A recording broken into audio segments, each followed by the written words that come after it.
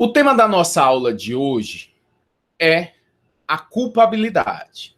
O que vem a ser essa culpabilidade? A culpabilidade é o terceiro elemento do conceito analítico de crime. O conceito analítico de crime que nós temos visto, ele tem três substratos. O primeiro é o fato típico, que tem por elementos conduta, nexo causal, resultado, tipicidade. E aí a gente analisa todos esses elementos e vamos ter a fumaça, o indício de que tem havido crime. Houve crime? Não, é necessário você ir para o segundo substrato. Que substrato é esse? Causas de exclusão da ilicitude, da antijuridicidade. Nós vamos verificar se esse fato típico não haverá nenhuma causa na lei que vá absolver, que vá justificar esse fato típico. Que causas são essas? Artigo 23 do Código Penal nos traz o estado de necessidade, a legítima defesa, o estrito cumprimento de um dever legal e o exercício regular de um direito. Nós vimos todas elas. Todas essas causas de exclusão da ilicitude. E agora, já é o crime? Não. Agora você vai pegar, passou pelo primeiro substrato, foi para o segundo e vamos para o terceiro. Terceiro substrato, que é a culpabilidade. Nós verificamos a situação do agente, questão de discernimento, se ele discernia ou não, se ele tinha compreensão de se determinar a respeito do que ocorreu. E aí nós temos a imputabilidade, o potencial conhecimento da ilicitude e a inexigibilidade de conduta diversa. Analisados todos esses elementos, e aí sim é possível a você dizer se aquele fato que chegou ao seu conhecimento, se ele é crime ou não. Então, com a teoria em relação ao crime, a teoria analítica, que você trouxe o crime em pontos de forma a trazer em elementos esse crime, todo compartimentado, você pode dizer ao final se houve o crime ou não. Ao final do estudo da culpabilidade, nós esgotamos a teoria do crime. Já havíamos esgotado a teoria da norma, estamos agora na teoria do crime e depois, finalizando a culpabilidade, nós vamos para a teoria da pena. Tudo isso com doutrina moderna, atualizada, com as mudanças da legislação, decisões de tribunais superiores, tudo para você conseguir interpretar os fatos que chegam no dia a dia, aliado à teoria, e você se situar, você ter a interpretação correta acerca dos problemas, dos casos. Verificando também questões de concurso, o que cai mais, provas de concurso, provas da OAB, principalmente. E agora nós vamos passar a culpabilidade através de uma apresentação de slides para facilitar o nosso caminho.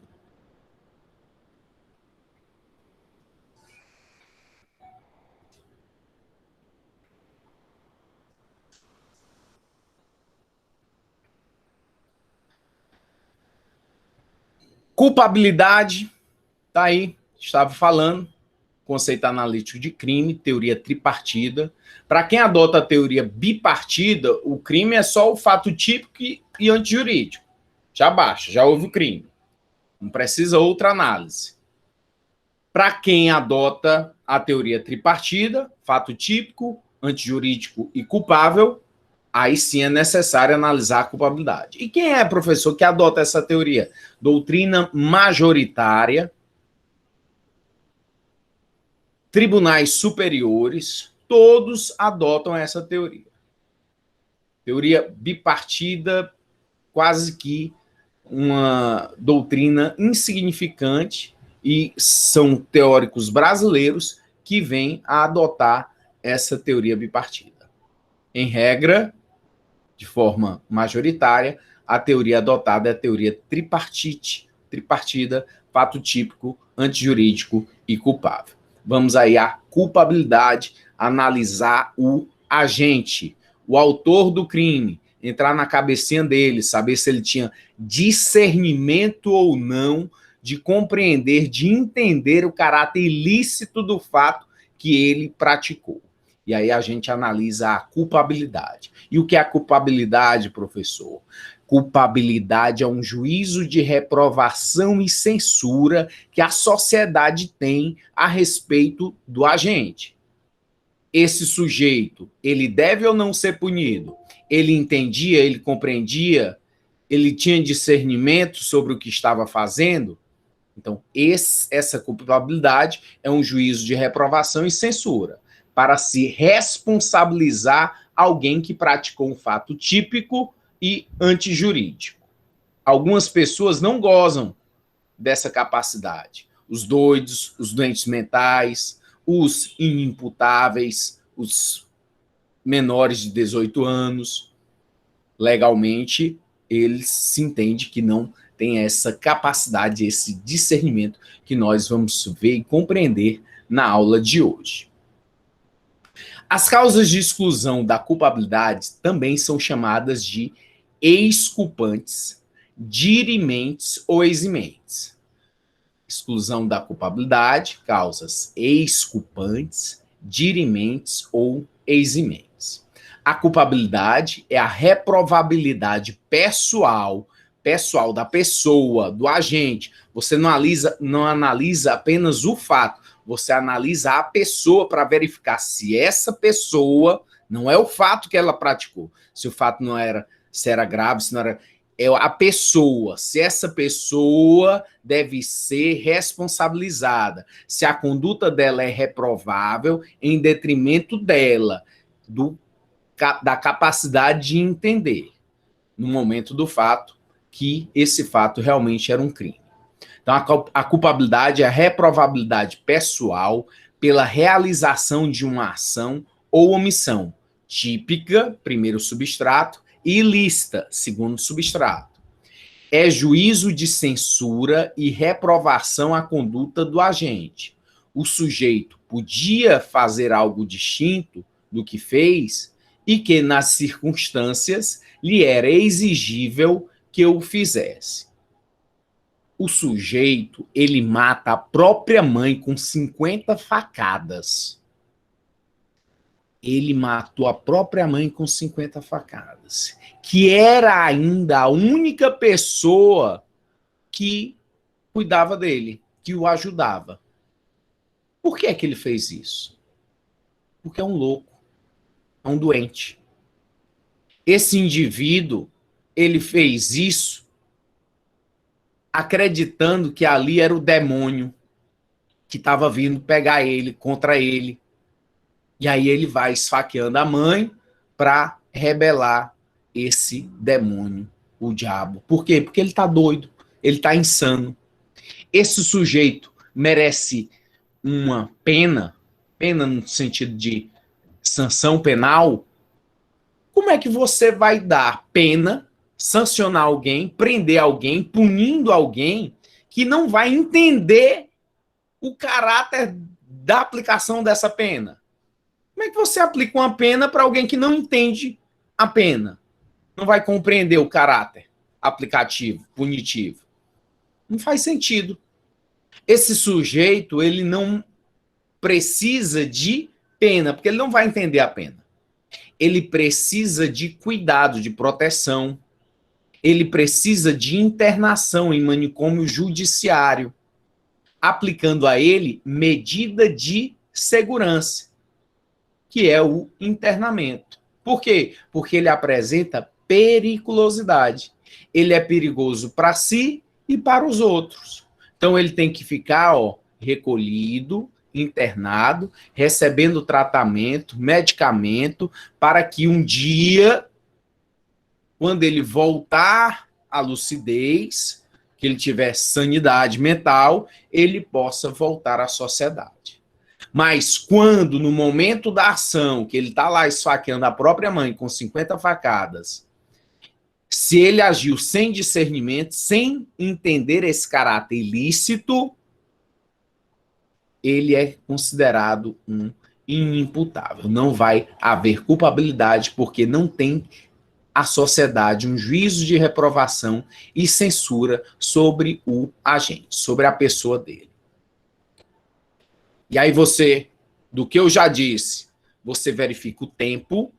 Que tempo? O momento da ação ou o momento da omissão, quando foi praticado o fato. Causa, doença mental. Tem que ter a doença mental, tem que ter o tempo, a ação. Então, ele não tem discernimento no momento em que está praticando o fato.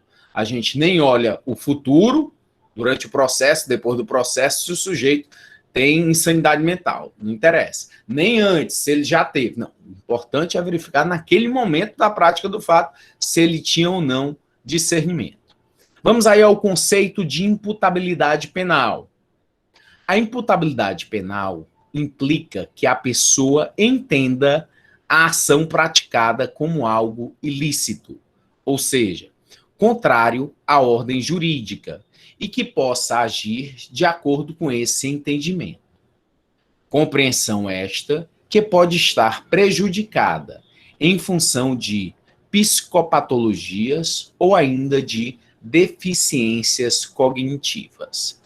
A imputabilidade penal, ela pode ser afastada, o imputável, aí acaba afastando para considerar ele um inimputável. Um inimputável pela menoridade penal, abaixo dos 18 anos, que nós vamos ver, por conta da capacidade mental, do artigo 26 do Código Penal, em seu caput, e da embriaguez, proveniente de caso fortuito ou força maior, do artigo 28. Todas causas que podem vir a afastar a imputabilidade, fazendo com que o sujeito ele seja considerado inimputável, sem responsabilidade, sem culpabilidade, portanto, não haverá crime. Impõe a ele pena? Não, mas pode impor a ele medida de segurança, medida de internamento para proteção.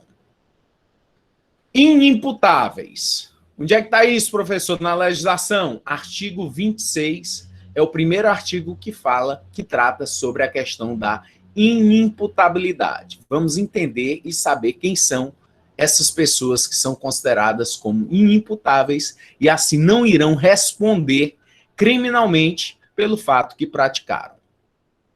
Artigo 26. É isento de pena, não vai receber pena, sanção penal, cumprimento de pena, privação de liberdade, multa e penas restritivas de direito. Não pode. Que pode haver medida de segurança, que é uma medida de proteção. É isento de pena o agente que, motivo 1, por doença mental, ou motivo 2, desenvolvimento mental incompleto, motivo 3, retardado, desenvolvimento mental retardado. O legislador, no artigo 23, ele já te dá 3 motivos para isenção de pena. Se o sujeito é um doente mental, se o sujeito tem um desenvolvimento mental incompleto, ou se ele tem um desenvolvimento mental retardado. Guarde esses 3 motivos. São essas 3 possibilidades. Basta isso?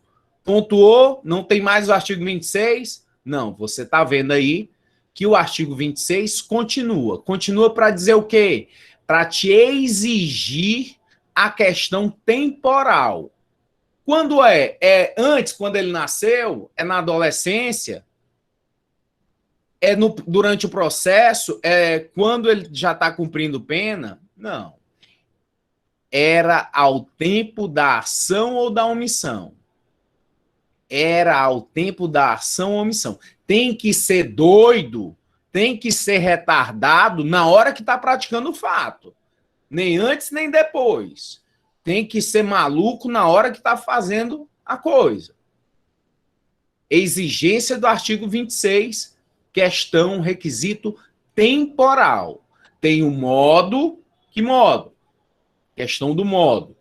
Ser doença mental, desenvolvimento mental incompleto, desenvolvimento mental retardado. Modo. Tempo. no momento da ação ou da omissão. É na hora que está esfaqueando lá, que o doido está esfaqueando. Parou o dispositivo penal? Não, tem mais coisa. O que ele exige para essa inimputabilidade? O sujeito, ele tem que ser o doido, e tem que ser no momento da ação essa doidice, e tem que ser inteiramente incapaz. Não é relativamente, não. Não é pela metade, não é 99%, não. É 100%, é inteiramente, com inteira incapacidade de discernir. Se tiver um resquíciozinho, um pouquinho só de consciência, é porque não é inteiramente incapaz. Inteiramente incapaz é a exigência do artigo 26. Inteiramente incapaz de entender o caráter ilícito do fato ou de determinar-se de acordo com esse entendimento. Esse é o artigo 26, que ilustra a questão daqueles que podem vir a ser considerados como inimputáveis, embora tenham praticado um fato típico antijurídico, mas não é culpável em detrimento do agente, do doido. Doença mental, desenvolvimento mental incompleto, desenvolvimento mental retardado. E que, no momento em que praticou o fato, ele não tinha ele era inteiramente incapaz de entender, de discernir. A imputabilidade refere-se à sanidade e maturidade mentais do agente, entender o que está fazendo e de poder determinar-se de acordo com esse entendimento. A expressão doença mental, segundo a doutrina, é vaga, além de não obedecer a uma uniforme classificação na psicopatologia. Pode ser permanente ou provisória, temporária. Devem ser tomadas em sentido amplo para que se compreendam as que eliminam totalmente a capacidade de entender. Então, você está vendo que a imputabilidade se refere à sanidade mental, a capacidade de entender, a maturidade que o sujeito tem, porque essa maturidade ela se desenvolve. Uma criança de 2, 3, 4 anos, ela não tem capacidade de entender, de discernir. Mas esse entendimento, ele vai amadurecendo, vai chegando a um ponto que a pessoa compreende, que ela entende, que ela tem discernimento, que ela sabe exatamente o que está fazendo. Doença mental é limitada? O direito penal limita quais são as doenças mentais? Não. Qualquer doença possível de ser diagnosticada, possível de ter na medicina, é apreciada pela justiça.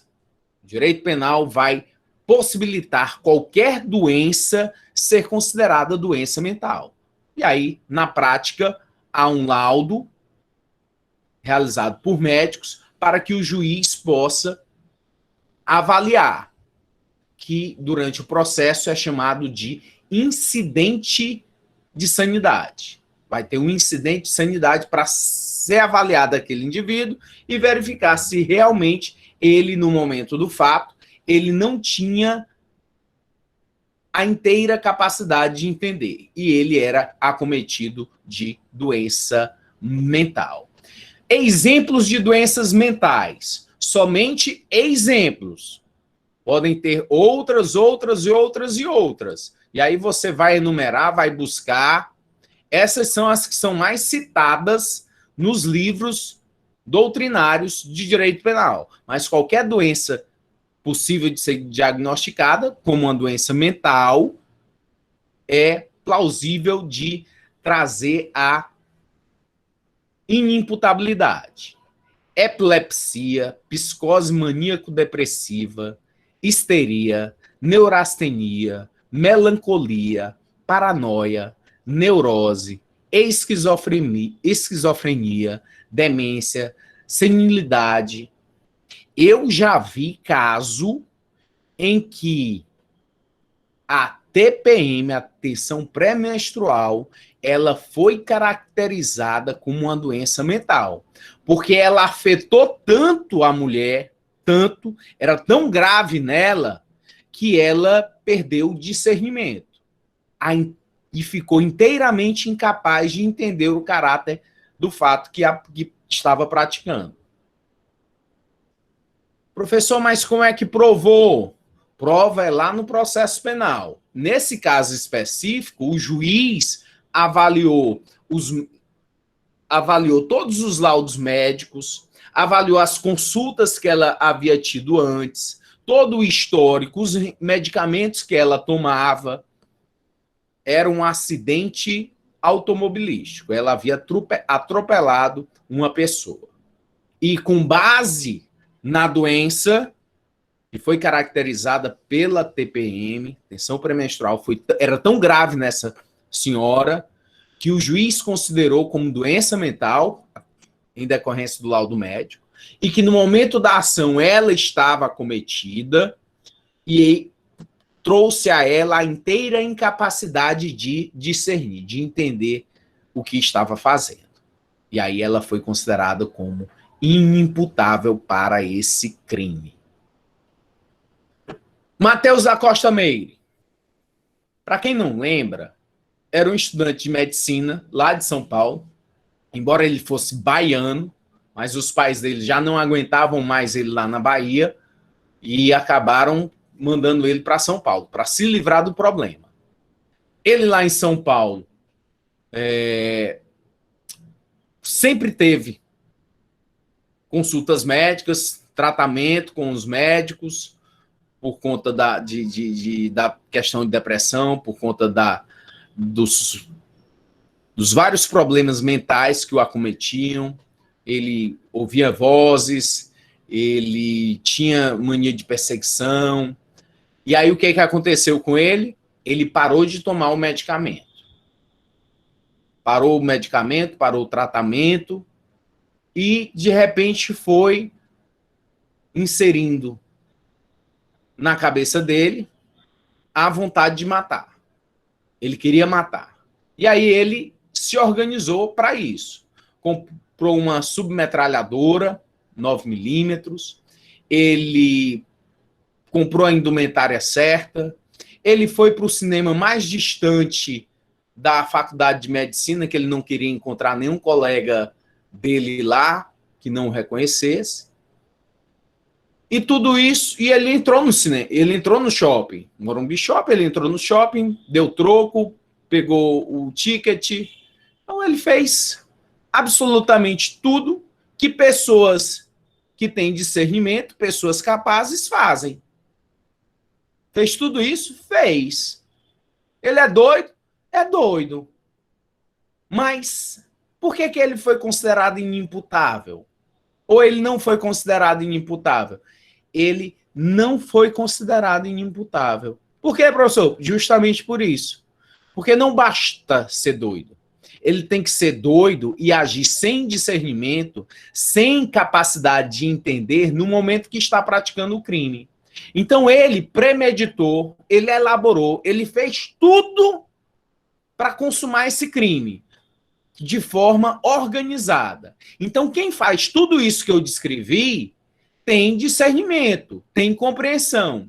É por isso que a justiça entendeu, acolheu o laudo pericial que trazia o Matheus da Costa Meire como uma pessoa capaz, como uma pessoa que teve capacidade de entender no momento em que praticou o crime.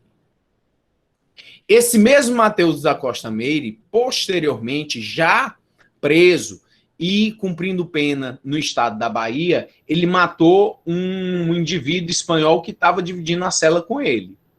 E por esse crime ele foi inocentado. Inocentado em que sentido? Ele não foi punido.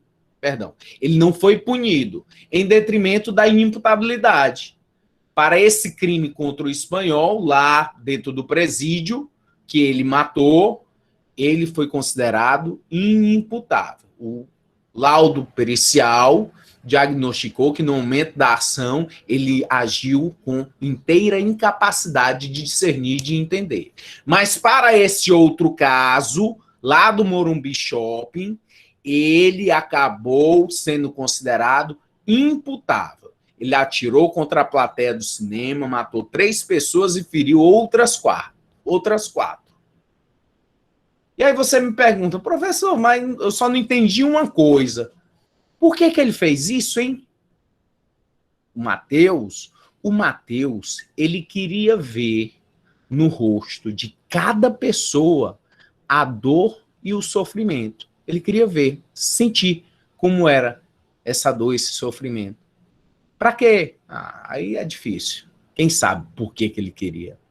Algumas frases que ele trouxe no interrogatório dele. Tinha uma pistola e comprei 300 balas, mas não dava para atirar em muita gente. Ela falhava. Aí encomendei uma metralhadora. Testei a arma no banheiro, voltei para a sala e fiquei pensando. A plateia, o teto, a tela, e atirei contra a plateia. Foram muitos gritos, fiquei confuso, continuei atirando. Eu apertava o gatilho e só saía um tiro por vez. Achei que sairiam muitos. Ele acabou sendo condenado a 120 anos de prisão, sendo considerado, neste caso, imputável. Por quê? Porque só teve um modo. Qual foi o modo? A doença mental. A esquizofrenia dele. Teve um modo, ok. Doença, ok. Agora vamos para os outros requisitos. Tempo, no momento da ação. Ele era doido? Eu acho que até ele tinha um pouquinho de doidice. E era inteiramente incapaz de entender o caráter ilícito do fato? Nananina, não. Ele entendia o caráter do fato, ele queria exatamente matar, ele queria ver sofrimento, queria ver dor, e ele se contentou com tudo isso. Ó outro maluco, doidão aí, que matou a própria mãe. Esse rapaz virou meme na internet, quando ele foi dar uma entrevista na Rede Bandeirantes, xingando o repórter e tudo, e ele tinha acabado de matar a própria mãe, só não deu tempo de ser julgado, porque houve o suicídio dentro da cela na delegacia. Professor, Pois não? é porque, assim, normalmente esses transtornos mentais são classificados de leve, médio e o nível mais elevado. E quando o senhor fala que é inteiramente, são esses níveis mais elevados? Ou do médio ao elevado? Ou não tem essa distinção? Ingrid, excelente pergunta. Esse critério de avaliação é realizado pelo médico que está ali para dar o laudo. Normalmente são 2 médicos. Podem até ter mais, o juiz pode designar. Bem como o juiz pode não se contentar com o laudo que foi elaborado, pedir uma complementação.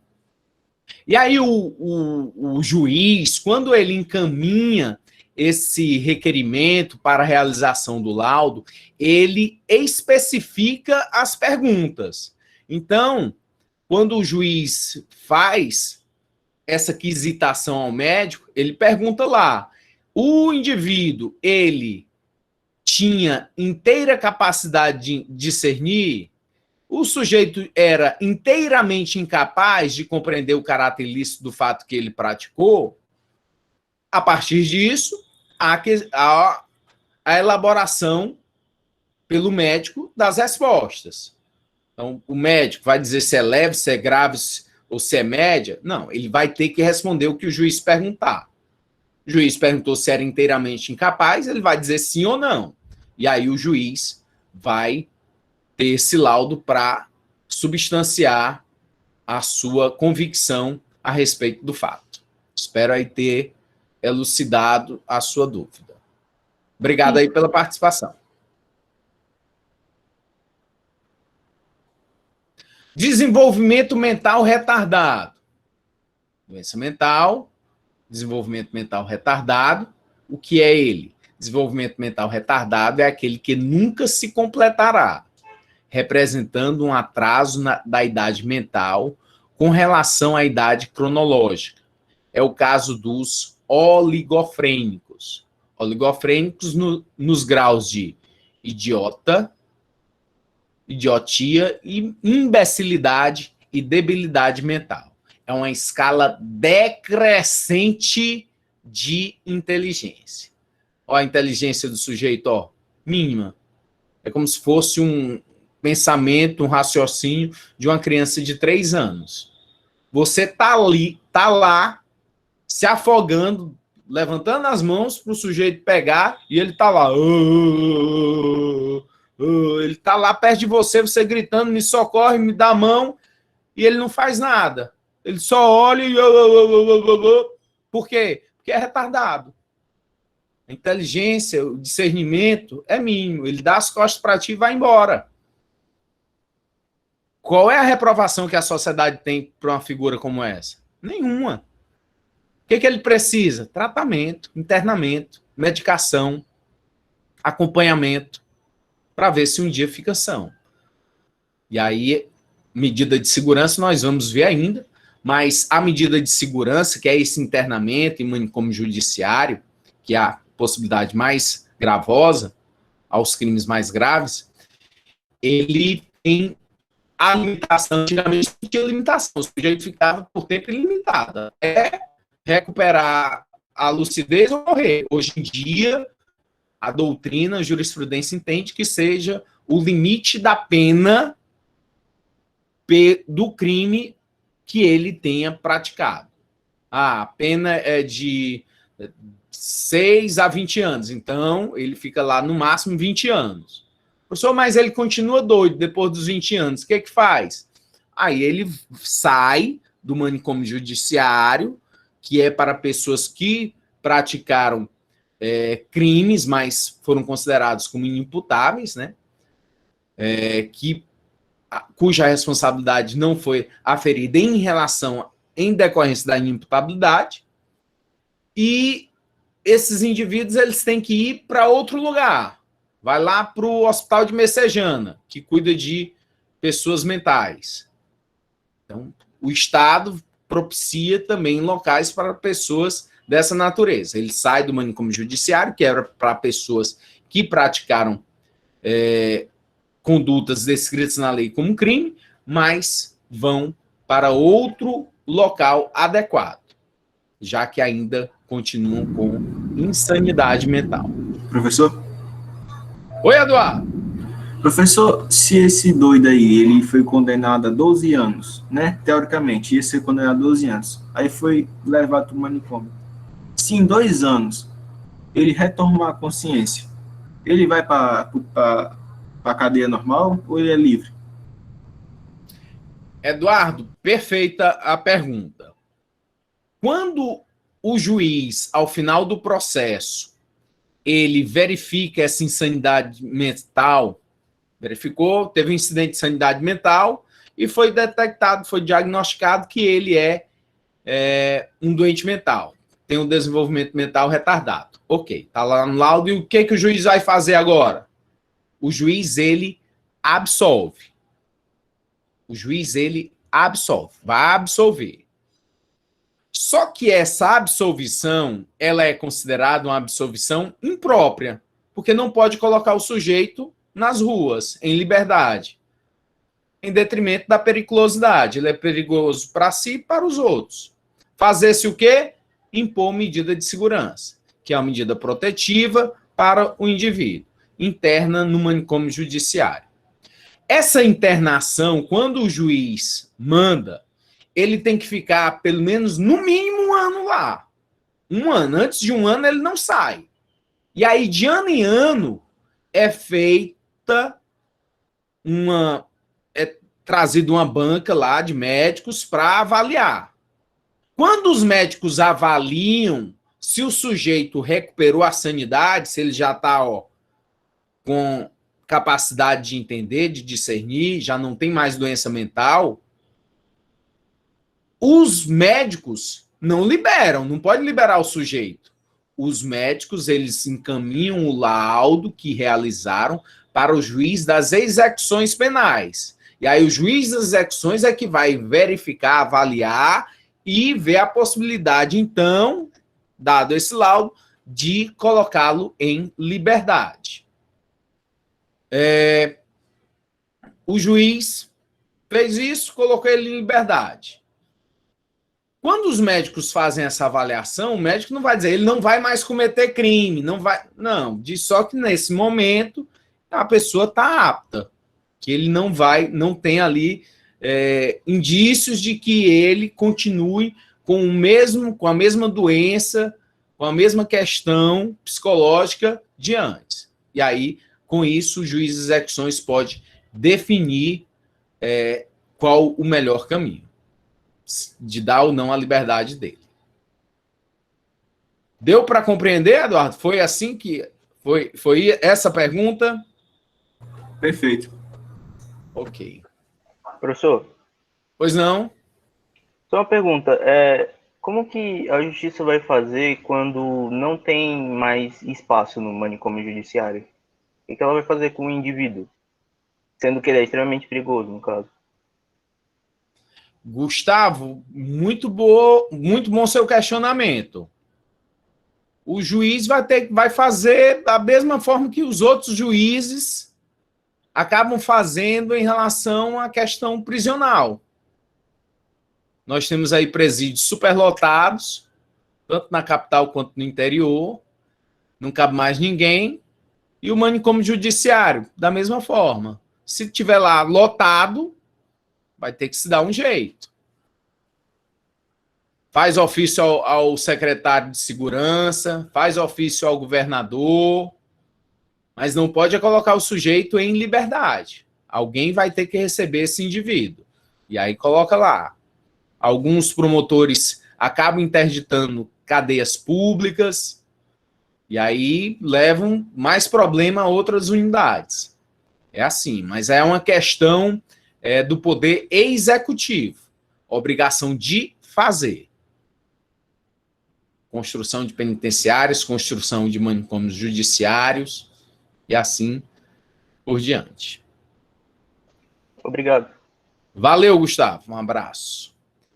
Alcoolismo e o vício em drogas. Será que isenta de pena?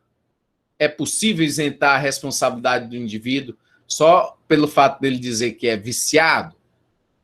São considerados, tanto o alcoolismo quanto o vício em drogas, como doença mental.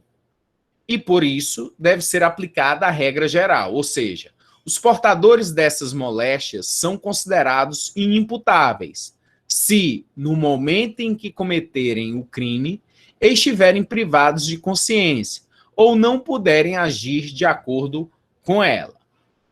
E aí você verifica. Esse indivíduo, ele é uma pessoa que é viciada, mas viciada em que sentido? Viciada no sentido de doença. Ele é um doente químico. O consumo de drogas, o consumo do álcool já virou uma doença patológica. Quando isso ocorre, tem o mesmo aspecto para o artigo 26, a inimputabilidade em decorrência da doença mental. Você equiparar o alcoolismo e o vício em drogas a uma doença mental. É isso que a doutrina, que as jurisprudências trazem. É esse sentido. Quando o álcool e o vício em drogas, ele acaba sendo uma doença patológica. E o indivíduo, nesta condição, no momento em que praticou o crime, era inteiramente incapaz de entender, de compreender. Para qualquer crime, não é só o porte ilegal de drogas, tráfico de drogas, não. Qualquer crime que ele possa ter praticado, é possível entender que ele agiu sem discernimento, por inteira incapacidade, em decorrência da doença mental. Que doença era essa? O vício em drogas, o alcoolismo. É possível? Doutrina, jurisprudência tem esse entendimento. Olha aqui o caso do Cadu. O Cadu, no caso dele, o laudo feito por uma equipe de psiquiatras e psicólogos, constatou que Carlos Eduardo Cadu, que confessou ter atirado e matado o cartunista Glauco e seu filho Raoni, em Osasco, São Paulo, sofre de doença mental, portanto é inimputável, ou seja, ele não pode ser penalizado criminalmente, porque não tem condições de responder por seus atos. O resultado do exame de incidente de insanidade mental deu positivo e constatou que o jovem de 24 anos sofre de esquizofrenia. Cada caso é um caso. Não é régua, não é fita métrica, ciência não é exata, é uma ciência humana, direito. E aí você analisa. O juiz pegou o processo, a defesa disse, olha, eu quero alegar aqui o incidente de sanidade mental, porque o meu cliente é um doente mental, ele sofre de esquizofrenia, e no momento que ele matou os dois indivíduos, o pai e o filho, o Glauco e o Raoni, ele agiu com inteira incapacidade de entender. Glauco e o Raoni eram as pessoas que ajudavam o Cadu. Tinha lá o Santo Daime e tal, e de repente o Cadu chega lá e dá um tiro no Glauco, dá um tiro no Raoni. Por quê? Por nada, motivo nenhum. Pessoas que ajudavam ele. Ele muito doido, inteiramente incapaz de entender o caráter ilícito do fato, foi lá e matou eles. Foi absolvido. Absolvição imprópria. Internação em manicômio judiciário. Depois levado a uma clínica em Goiânia. Passou 1 ano, 2. Laudo médico. Olha, ele já tem discernimento. Agora ele já compreende, já está bem, já não está mais com essa doença, não. O laudo médico foi favorável à liberação dele. Juiz de execuções criminais. De posse do laudo, realmente, agora a gente vai liberar ele. Liberou. No mesmo ano, ele pratica 2 latrocínios em Goiânia. Ele pratica 2 latrocínios em Goiânia, após ser solto. Um, inclusive, contra um agente penitenciário. Vai preso, condenado pela Justiça de Goiás, pelo latrocínio. Fica lá no presídio. Se envolve em um mutim, uma briga, uma rebelião lá no presídio. Matam o Cadu. Cadu está morto.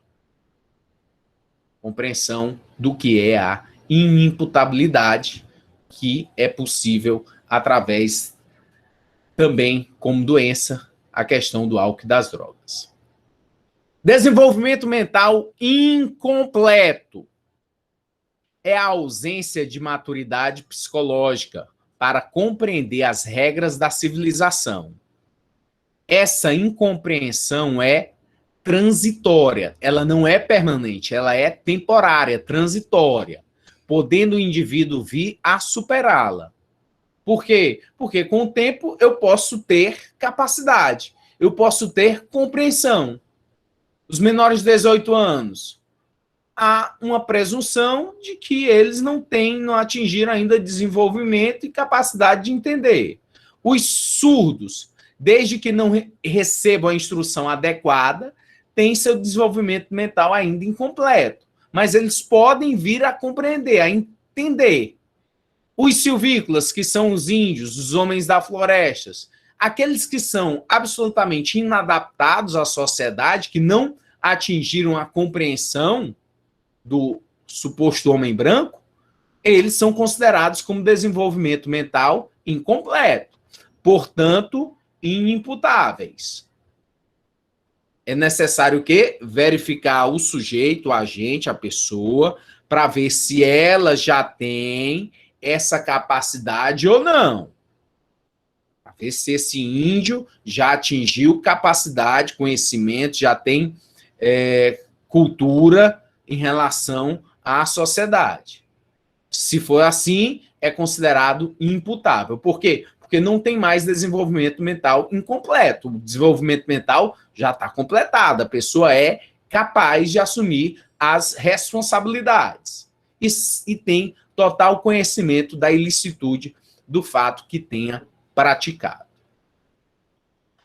A imputabilidade, ela pode ser diminuída, ou restrita, ou semi-imputabilidade. Onde é que está isso? No parágrafo único do artigo 26. É para lá que nós vamos. Parágrafo único. A pena pode ser reduzida de 1 a 2/3 se o agente, em virtude de perturbação de saúde mental ou por desenvolvimento mental incompleto ou retardado, não era inteiramente capaz de entender o caráter ilícito do fato ou de determinar-se de acordo com esse entendimento. Professor, o senhor não já leu isso, não? Isso daí no artigo 26, caput? Não. Tem algumas diferenças, pequenas diferenças, que vão ter uma enorme relevância para diferenciar o que é o inimputável e quem é o semi-imputável. A responsabilidade aqui, no parágrafo único do artigo 26, ela é apenas diminuída. Por quê? Porque não é mais inteiramente incapaz, é relativamente incapaz. Porque, no caso aqui, é uma perturbação. É uma perturbação. O sujeito ainda tem algum resquício de entendimento, de compreensão. Se ele tem algum resquício, se ele ainda tem um pouquinho de compreensão, mesmo com a doença mental, mesmo com desenvolvimento mental incompleto, mesmo com desenvolvimento mental retardado, ao tempo da ação ou da omissão, se ele tem um pouquinho de discernimento e praticou o fato, ele tem que ser punido. Tem que ser punido. Mas, como ele não era totalmente capaz, não tinha total discernimento, haverá o quê? Uma diminuição da pena. Um privilégio em relação à sua pena. A pena é diminuída, reduzida, de 1 a 2/3. Só por conta da perturbação. Diferente lá do CAPT, inteiramente incapaz, aqui não era inteiramente capaz. Semi-imputabilidade, capacidade diminuída. Tinha um pouquinho de resquício de entendimento, por isso deve ser condenado, mas com esse privilégio da diminuição da pena entre 1 a 2/3. A diferença em relação à inimputabilidade é a de grau. O agente tem apenas a capacidade diminuída de entendimento. Por isso, subsiste a imputabilidade. Na imputabilidade, não possui capacidade alguma de entendimento. E aí nós temos o artigo 98, que está lá quando nós estudarmos a questão das medidas de segurança, que são as medidas de proteção, que é o internamento, em manicômio judiciário, mas pode haver também a questão do ambulatório, para a pessoa ficar só tomando medicação e indo para casa, que está relativa às penas cuja pena é de detenção. Para os crimes de reclusão, aí medida de segurança com internamento. Mas nós vamos ver ainda essa diferença e como se dão as medidas de segurança. O artigo 98 diz o seguinte: na hipótese do parágrafo único do artigo 26, já que ele está, acabamos de ver, é a questão da semi-imputabilidade, onde o juiz pode ir lá reduzir a pena. Então, nessas hipóteses do artigo 26 deste Código, e necessitando o condenado de especial tratamento curativo,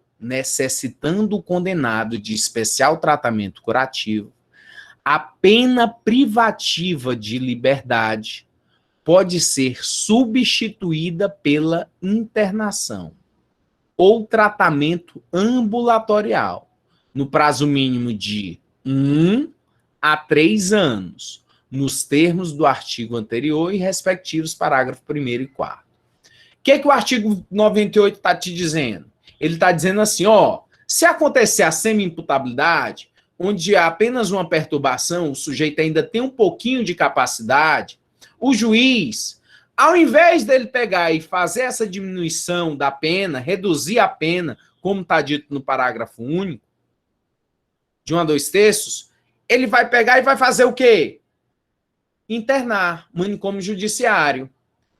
Porque o condenado, ele precisa de um especial tratamento curativo. E aí o juiz tem essa possibilidade de substituir. Ao invés de dar a pena de forma reduzida, ele aplica uma medida de segurança. Ele pode fazer isso? Pode, conforme o artigo 98. O que é que ele não pode? É dar as duas coisas ao mesmo tempo. Dizer o quê? Ó, você vai ficar aí durante 1 ano em manicômio judiciário, por doido. E depois de 1 ano, você vai para o presídio, cumprir o resto da pena. Pode não.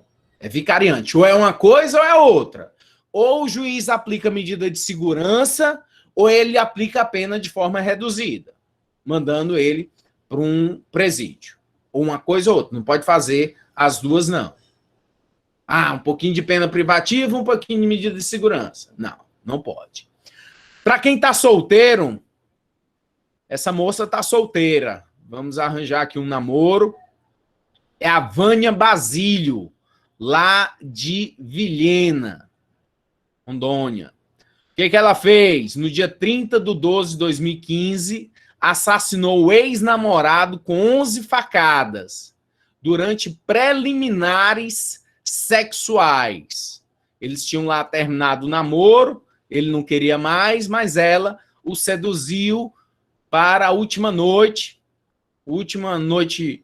de amor, e aí ele se deixou envolver, ela entrou lá no quarto, trancou a porta, tinha um irmão dele próximo lá na casa, ouviu ainda os gritos dele quando ela pegou uma faca que havia levado e começou a esfaquear o garoto. O processo correu e ela acabou sendo condenada. Mas, em decorrência do artigo 26, parágrafo único, foi considerada a semi-imputabilidade. Por quê? Porque entendeu-se que ela tinha perturbação, que ela tinha resquícios de entendimento sobre o caráter ilícito do fato que estava praticando. Foi declarada semi-imputável pelos laudos psiquiátricos elaborados por profissionais médicos e entregue à justiça. O Tribunal do Júri condenou a 13 anos de prisão em 2016. Com esses 13 anos, o que o juiz pode fazer? Ou reduzir a pena, como fez, a pena foi bem maior, mas ele fez a redução da pena pela semi-imputabilidade, mas poderia ter encaminhado ela a um tratamento especial, um tratamento curativo, a uma medida de segurança, se o juiz tivesse visto a necessidade. Aí é critério do juiz. Mas o juiz acabou optando pela redução da pena, e a pena foi reduzida, e ela acabou sendo condenada a 13 anos de prisão.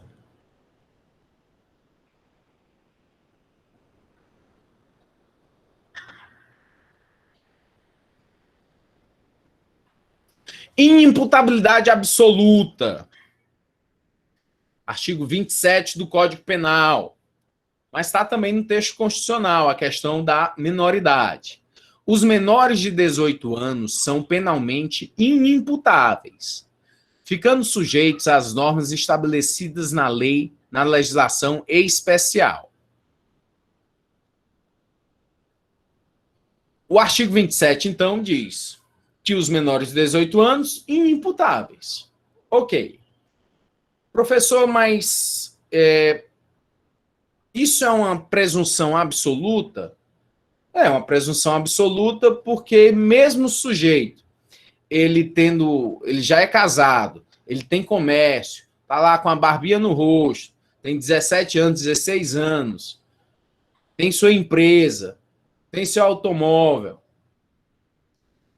e aí ele mata alguém, o juiz não vai mandar ele ser submetido a um exame lá na PFOS, na perícia médica.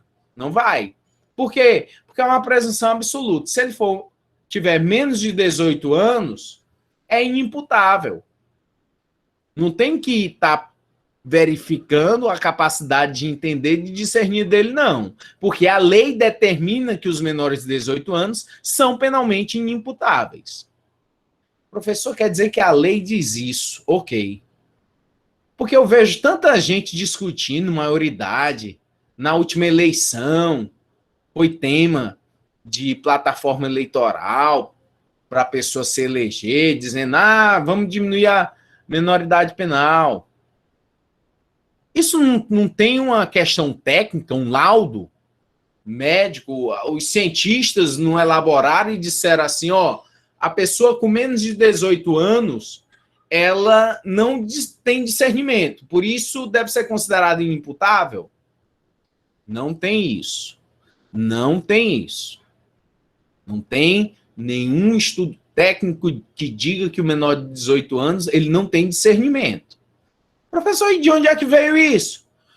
Política criminal. Política criminal. É isso. Política criminal. Se nós mudássemos a menoridade agora, passar de 18 para 16, aí você pensa no caos no sistema prisional. A gente não dá conta nem dos que aí estão. Imagine colocar os indivíduos de 17, 18 anos nesse sistema. Mas, professor, quer dizer que o senhor é contra a redução da menoridade? Hoje eu sou contra. Por quê? Porque o sistema não aguenta. Quando nós se nós um dia chegarmos a ter um sistema prisional que ele esteja bem estruturado, que respeite os direitos do cidadão, aí eu vou ser a favor dessa diminuição. Se nós tivéssemos aqui um sistema prisional tipo os presídios da Noruega, aí massa, beleza, aí dava. Mas do jeito que aí está, não dá, não tem condição de haver essa alteração. Seria o caos em relação ao sistema prisional. Né? E às vezes tem aquele, professor, mas se... Aí diz assim, e se o cara estuprasse um filho seu, não sei o que, você iria ser a favor da redução da menoridade?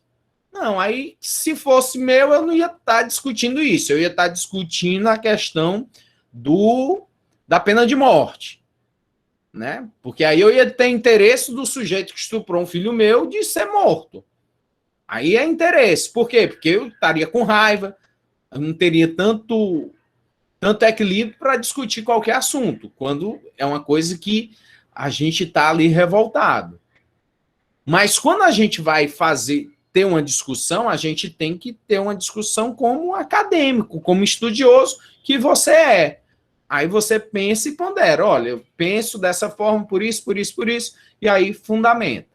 Né? Não adianta ter entrar nessas questões com ânsia, com ânimos, porque aconteceu alguma coisa na sua vida. Porque quando uma pessoa vem e me insulta, pratica um crime contra a honra contra mim, se eu pudesse legislar, eu ia querer uma prisão perpétua para o sujeito. Por quê? Porque eu estou com raiva. Mas é necessário o estudo acadêmico, as discussões, para se alterar alguma coisa. Nosso Código do Império, de 1830, previa a menoridade com 14 anos. Era menos, até os 14 anos. Teve outro código aqui no Brasil que estabeleceu a menoridade até dos 9 aos 12 anos, tinha que verificar se a pessoa agiu ou não com ou sem discernimento. Então já houve muita mudança. Mudanças podem ainda ocorrer, mas esse não é o momento porque nós não temos estrutura e sai muito caro investir no sistema prisional. Por isso é que é essa desgraça que nós temos aí com total desrespeito aos direitos do indivíduo. É um critério biológico, questão dos 18 anos, exclusivamente se opta pela idade, independente da capacidade efetiva de compreensão. Criança, pelo Estatuto da Criança e do Adolescente, é considerada até os 12 anos, e aí recebe medida protetiva, e dos 12 aos 18 é considerado como um ato infracional. Aí recebe as medidas socioeducativas.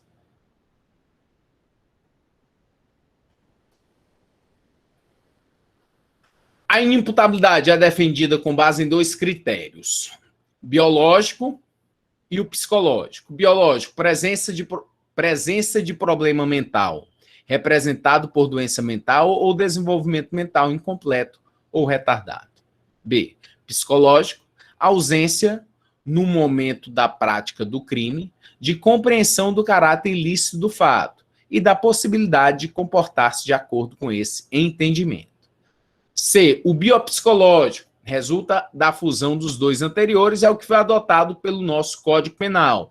Tanto é avaliada a questão biológica, saber se o sujeito já tem a doença mental, desenvolvimento mental retardado, esse problema mental, a presença desse problema mental no sujeito, e aí verificar se no momento do crime, no momento do ato, ele tinha psicologicamente a incapacidade de discernir, de compreender o caráter ilícito do que praticou.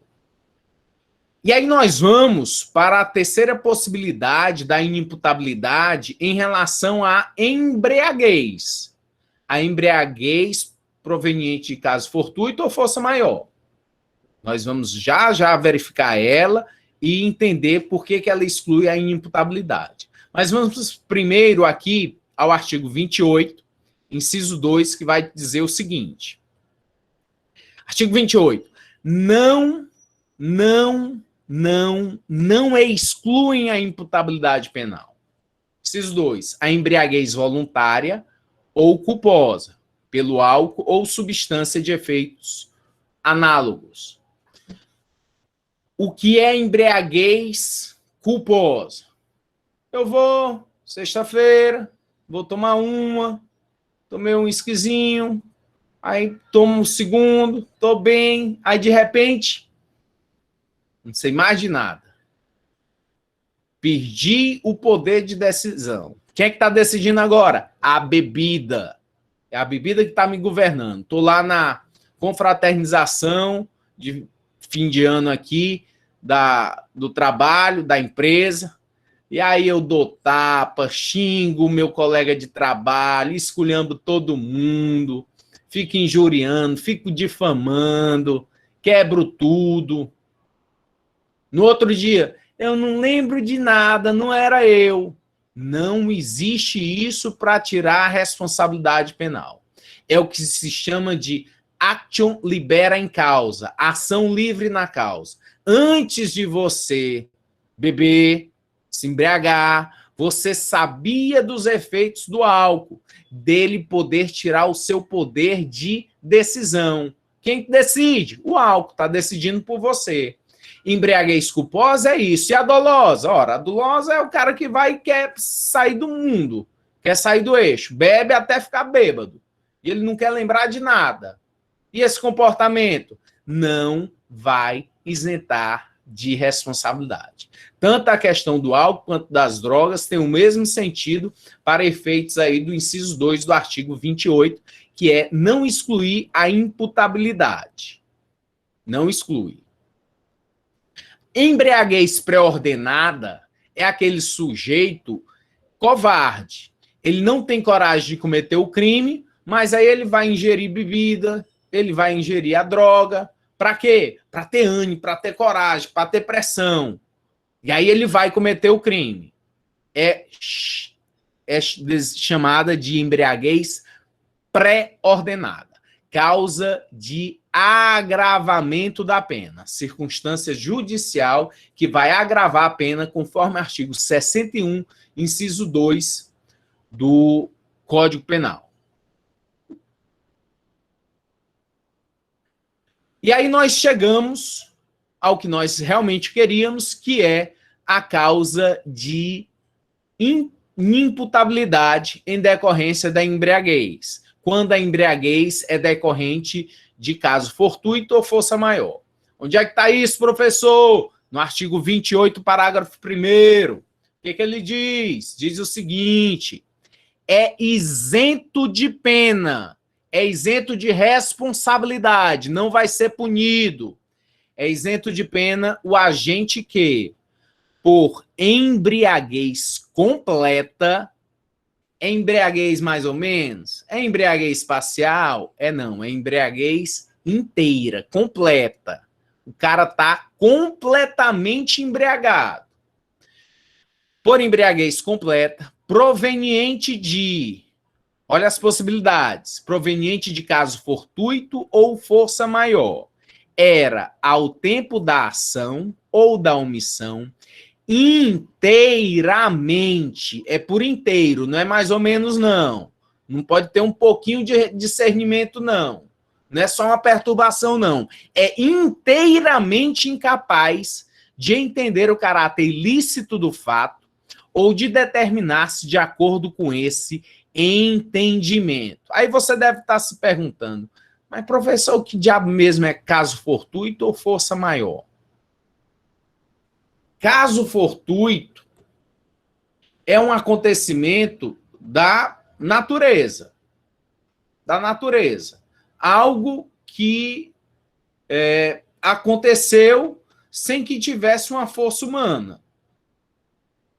Um ambiente, e aí é um exemplo clássico, é um exemplo idiota da doutrina, mas esse é o exemplo que toda doutrina tem, do sujeito que está andando em cima de um tonel de bebida, aí ele cai, aí se embriaga, e aí ele comete um crime.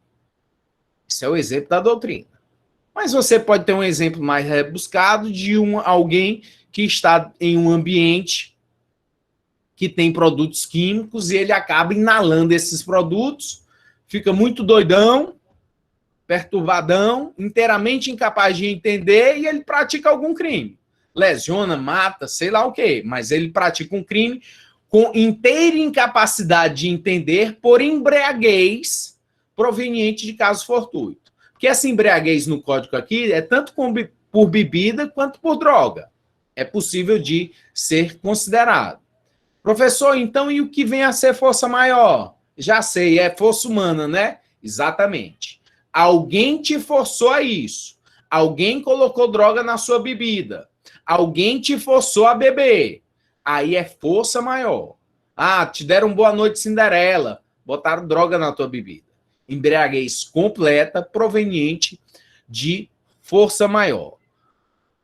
O ato decorrente de força maior, o sujeito é constrangido a tornar-se embriagado. Exemplo, garoto passou no vestibular e é obrigado a ingerir grande quantidade de bebida alcoólica nos trotes acadêmicos. É a nossa possibilidade de inimputabilidade em decorrência da embriaguez decorrente de caso fortuito ou força maior.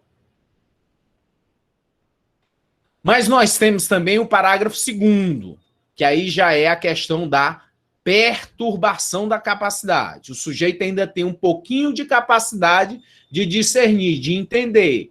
E aí o que vai acontecer? Ele vai acabar sofrendo uma sanção penal, acaba sendo condenado, mas tem a pena diminuída, reduzida. Olha aqui o que diz o parágrafo 2º. A pena pode ser reduzida de 1 a 2/3 se o agente, por embriaguez, proveniente de caso fortuito ou força maior, não possuía, ao tempo da ação ou da omissão, a plena capacidade de entender o caráter ilícito do fato, ou de determinar-se de acordo com esse entendimento. Vejam, portanto, que aqui é uma questão apenas de grau. Lá, no anterior, era a inteira incapacidade de entender em detrimento da embriaguez proveniente de caso fortuito ou força maior. Aqui é apenas a não ter a plena capacidade. Então, não estamos falando mais de inteiramente incapaz. Aqui tem ainda um pouquinho de capacidade de discernir, de entender o caráter ilícito do fato. E aí, o que acontece? Redução da pena. Sua pena vai ser reduzida, porque você tinha um pouquinho de discernimento. Você pegou, ficou lá embriagado, mesmo sendo forçado, e aí você se aproveitou da situação justamente para agredir o teu desafeto, o teu inimigo. Você se aproveitou também da situação. A Lei 11.343 de 2006, ela nos serve de exemplo para ver essa questão também do caso fortuito e da força maior. No artigo 45 da Lei Antidrogas, diz o seguinte: é isento de pena o agente que, em razão da dependência ou sob o efeito proveniente de caso fortuito ou força maior, de droga, era ao tempo da ação ou da omissão, qualquer que tenha sido a infração penal praticada, inteiramente incapaz de entender o caráter ilícito do fato, ou de determinar-se de acordo com esse entendimento. Caso fortuito, o sujeito é colocado acidentalmente em estado de embriaguez, pessoa que, em excursão a um ambiente, alambique cai no tonel de pinga, que foi o exemplo que eu dei da doutrina. Vejam aí, portanto, que há uma isenção de pena na lei específica, lei antidrogas, que trata do que a gente tratou até agora. Em razão da dependência de drogas, se o sujeito ele é um doente mental, vai para o artigo 26, caput. Se ele tem apenas a perturbação, vai para o parágrafo único do artigo 26. Se for a questão de caso fortuito ou força maior, veio o legislador específico que tratou da lei antidrogas relatar, falar que também será caso de inimputabilidade, mesmo que não seja um crime relativo às drogas. Pode ser para qualquer crime. Esse é o entendimento que a lei trouxe especificamente sobre a questão das drogas, quando o sujeito era inteiramente incapaz de entender. O resumo aí da questão da embriaguez, que a embriaguez tanto você pode denotar que seja por drogas quanto pelo álcool. Se ela não for acidental, pode ser voluntária, o sujeito queria beber, não exclui a imputabilidade. Se for culposa, bebi demais, não queria ficar bêbado, mas acabei ficando, também não exclui. Então, embriaguez não acidental não exclui responsabilidade nenhuma. Action libera em causa, ação livre na causa. Antes de você beber, você sabia dos efeitos da bebida, dos efeitos da droga, que poderiam tirar o seu poder de decisão. A embriaguez acidental, se ela for completa, a inteira incapacidade de discernir, de entender, exclui a imputabilidade. Se for incompleta, apenas uma redução de capacidade, reduz a pena. Se ela for patológica, uma doença mental, vai para o caput do artigo 26. Se for a inteira incapacidade, exclui a imputabilidade. Se for a redução da capacidade, aí aplica-se o artigo 26, parágrafo único, e a pena é apenas reduzida. E a pré-ordenada agrava a pena conforme o artigo 65 do Código Penal. Causa de agravamento. Pré-ordenado, o sujeito não tem coragem de cometer o crime, e aí ele vai atrás da droga, do álcool, para ter essa coragem, para se sentir mais capaz. O artigo 28, inciso 1, ele diz que não exclui a imputabilidade, a emoção e a paixão. Não vai excluir. Pode ser, em alguns casos, o quê? Uma forma de privilégio. Tipo o quê? Lá no crime de homicídio, quando você pratica o crime em detrimento de violenta emoção logo após a injusta provocação da vítima, é capaz de haver uma diminuição dessa pena, do crime vir a ser considerado como privilegiado. É punido, é condenado, mas a pena é reduzida. Emoção é um sentimento abrupto, súbito, repentino, arrebatador, que toma a pessoa tal e qual um vendaval. É fugaz, efêmero e passageiro. Já a paixão, segundo a doutrina, é um estado crônico, perdurando como sentimento profundo e monopolizante. Pode ser o amor, a vingança, fanatismo, despeito, avareza, ambição. E aí tem-se que a paixão ela é duradoura. Não excluem a imputabilidade, mas podem diminuir a pena, conforme o artigo 65, inciso 3, nas causas de atenuação, as atenuantes da pena, na hora que o juiz for fazer a dosimetria da pena. O Eduardo está fazendo um questionamento. Professor, como fica a embriaguez e o assédio sofrido pelas mulheres em festas? Aquela velha desculpa de dizer que estava bêbado. Pronto, Eduardo, eu acredito que está dentro aqui. Excelente questionamento. Esse assédio sofrido pelas mulheres, dependendo do fato em si, pode constituir um crime ou uma contravenção, mas já existe legislação que pune esse tipo de assédio, um assédio que ele acaba trazendo um constrangimento à mulher.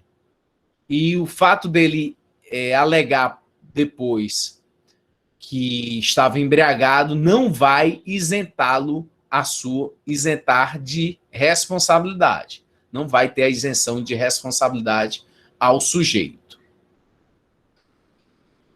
Espero aí ter atendido o seu questionamento.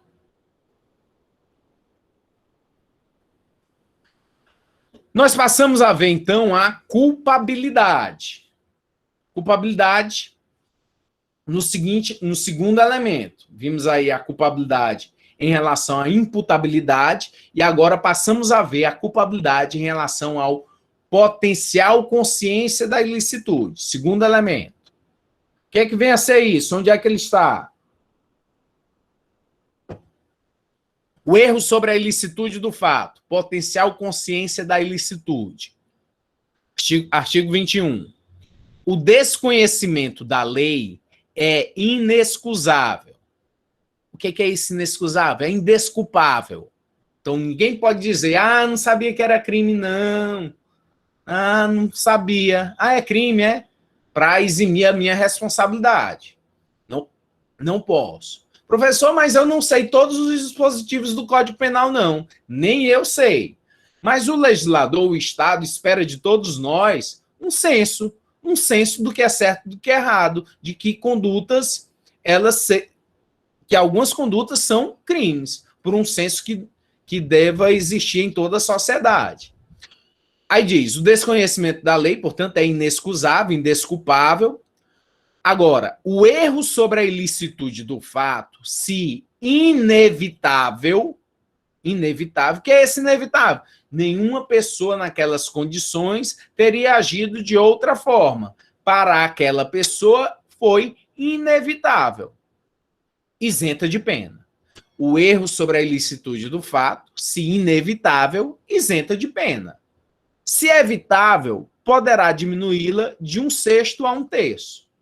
Então, se era possível, naquelas circunstâncias, da pessoa evitar, mas ela agiu em erro, sob a apreciação, não do fato, ela sabe tudo que está ali. Ela sabe que pau é pau, pedra é pedra. O que ela não sabe é que aquele fato é crime. O erro, a falsa apreciação da realidade, é que a pessoa pensa que o que ela está cometendo é um fato lícito e não ilícito. É disso que se trata o erro sobre a ilicitude do fato do artigo 21. Aí vem o legislador e já evidencia, já define o que é evitável. Considera-se evitável o erro se o agente atua ou se omite sem a consciência da ilicitude do fato. Quando lhe era possível, nas circunstâncias, ter ou atingir essa consciência. Exemplo, o sujeito está com a filha lá no interior do Amazonas que precisa levar ela para um hospital, para um tratamento. E aí ele sempre foi da roça. Sempre andou com uma faca no cós, na cintura. E aí ele levou a filha lá para a zona urbana, foi para São Paulo, levando a filha para um centro mais avançado, e de repente ele está lá andando na Avenida Paulista com a faca na cintura. Todo mundo olhando com medo, uma faca dessa. Ele é surpreendido pela polícia, que é chamada, conduzido a uma delegacia. Que o senhor estava com essa faca, meu senhor? Como assim essa faca? Essa faca é do meu uso. Todo dia eu ando com ela. Eu sou roceiro. Eu ando na roça e ando de faca. Não, mas aqui é uma contravenção penal, é um ilícito penal. Não, mas não sabia não. Sabia não. Erro sobre a ilicitude do fato.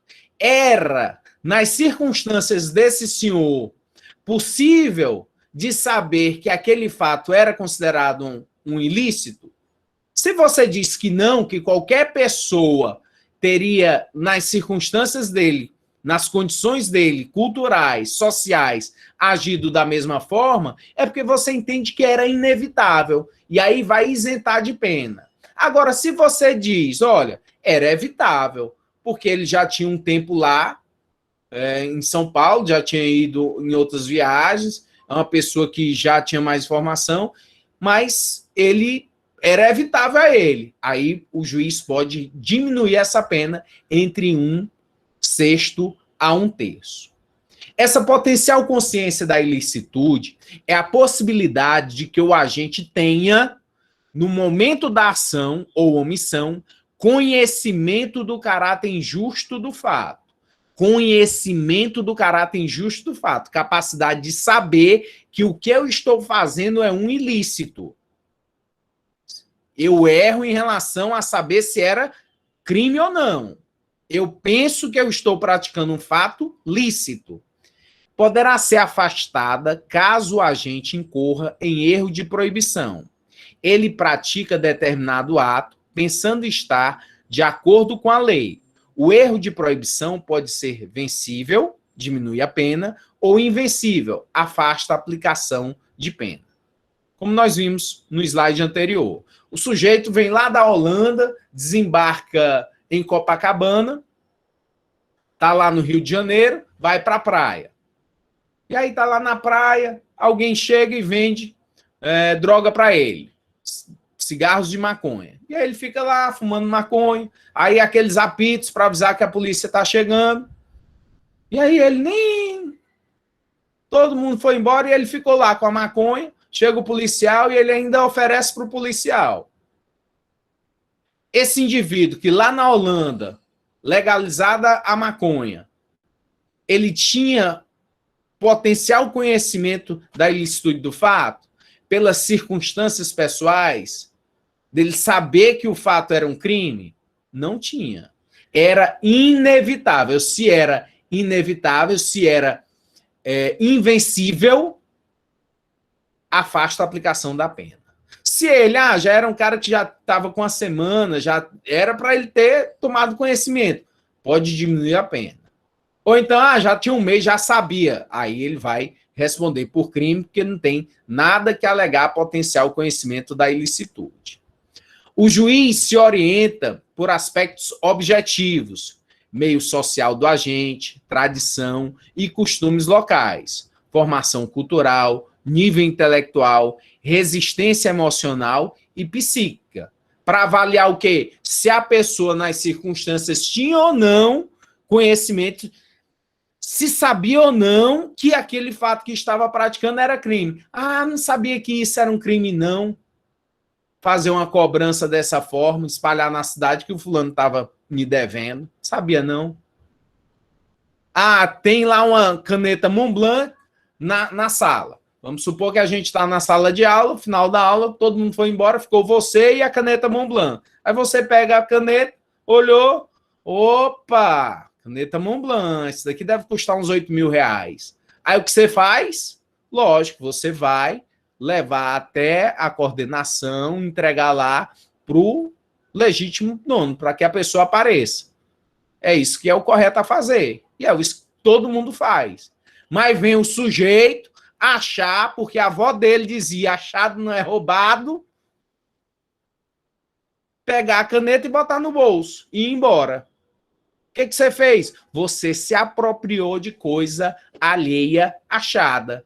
Crime do artigo 169, tá? Entre os crimes de apropriação indébita.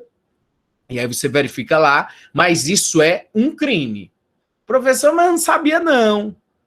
Ah, tudo bem. Se fosse outro curso, até pode ser que o juiz venha diminuir sua pena. Mas você, formado em Direito, cursando curso de Direito, nem. Você vai ser criminalizado. Você vai ser punido se você fizer um negócio desse. Devolva a caneta Montblanc. Se não devolver, é crime. Apropriação de coisa alheia achada. Teve um policial, peguei um procedimento que eu tinha visto, o policial estava no ônibus, e aí quando ele desceu do ônibus, aí sentiu falta do celular. Meu celular. Vixe, o que aconteceu? Aí foi atrás de rastrear o telefone, e aí estava lá, dentro do ônibus, o celular, continuava lá. Ele pediu uma viatura como reforço, e aí foram atrás do ônibus. Chegaram no ônibus, mandaram todo mundo descer, abordaram, e aí onde é que estava o celular? Com uma senhorinha. A senhorinha com o celular dele no bolso. Para quê? Para ficar com o celular. O que aconteceu com a mulher? Termo circunstanciado de ocorrência, crime de menor potencial ofensivo, que foi apropriação de coisa alheia achada. Ela pegou e queria ficar com o celular do sujeito. Atenção à prostituta que, considerando-se um julgamento do Superior Tribunal de Justiça, da sexta turma. Olha aqui o que ele diz. A prostituta que, considerando estar exercendo pretensão legítima, arranca cordão do pescoço de seu cliente, pelo fato de ele não ter pago pelo serviço sexual, pratica o crime de exercício arbitrário das próprias razões. Exercício arbitrário das próprias razões. Ela não pode fazer isso. Tem muita gente que faz isso. Ah, fulano está me devendo, mas ele tem uma loja, vou lá e pego os objetos que tiverem na loja